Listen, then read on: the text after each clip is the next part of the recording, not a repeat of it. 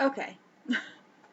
I think I screwed up on how to do the. I'm still getting used to the video thing, and it's not going to be long till I have an actual camera, so it doesn't matter, I guess. But anyway, I just did thread up. I was extremely happy with it. I can't wait to try this stuff on and see how it fits. And now I'm going to do Wholesale Supply after I set my teeth.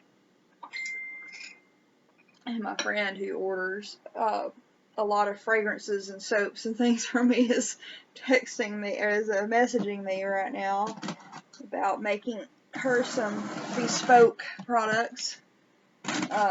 Okay. So, I got, like I said, mostly I got soap molds.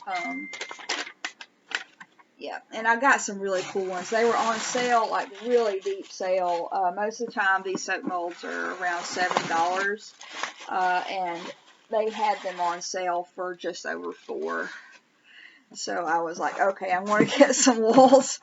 Okay, so let's see. Oh, I forgot. I got some mica powders too. I completely forgotten I got mica powders. But mica powders are the easiest thing to use, and melt and pour soap I found that I like the color better, and the liquid I just can't seem to get right, and I don't really like it as much. It just doesn't seem as rich and as real. So I use mica powders, and Wholesale Supply has, I believe these were about 95 cents a piece, except for one or two of the fancier ones. You see they come in these little tiny little baggies, but y'all, you don't need much. That's the thing, is these will last me months, as far as color is concerned in my melt and pour soaps. But I got, let me see, I got a brown, sparkly black, a sparkly red, a nice deep green, an eggplant, and this really pretty kind of pinkish nude blush French stockings color, which I really am looking forward to trying. But yeah, those are my mica powders that I got. They're really small, but you just don't need that much. The ones that I have now are in little vials that are only slightly bigger around than my pinky. So, and those, I've had those for months. So, okay.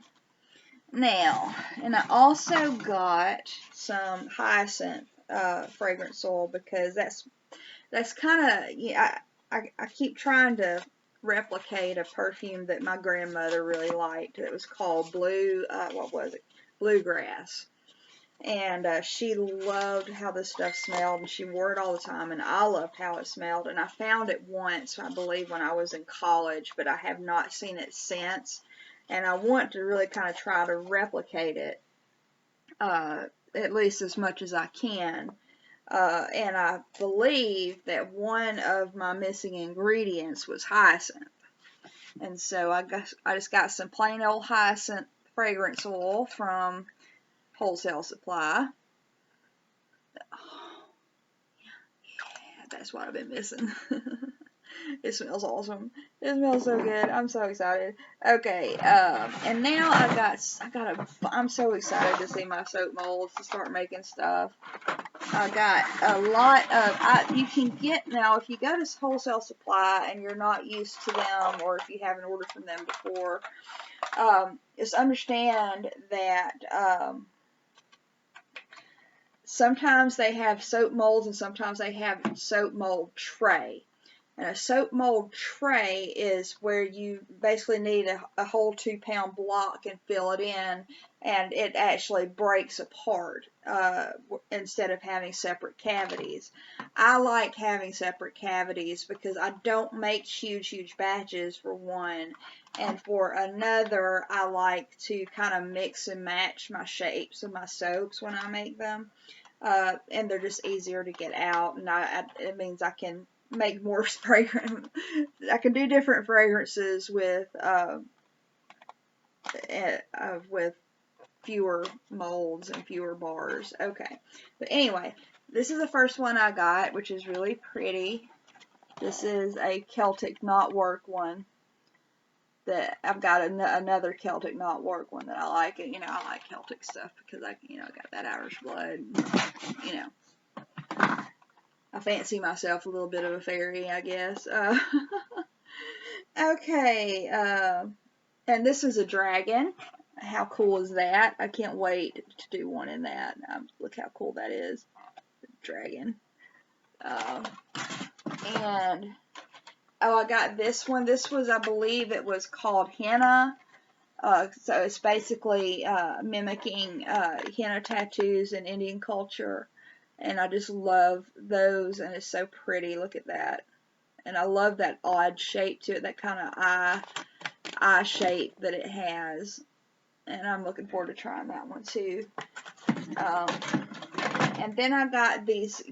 These are, I believe these were brocades or maybe they were, or I can't remember what they were called, but these are guest soaps, which means they're smaller.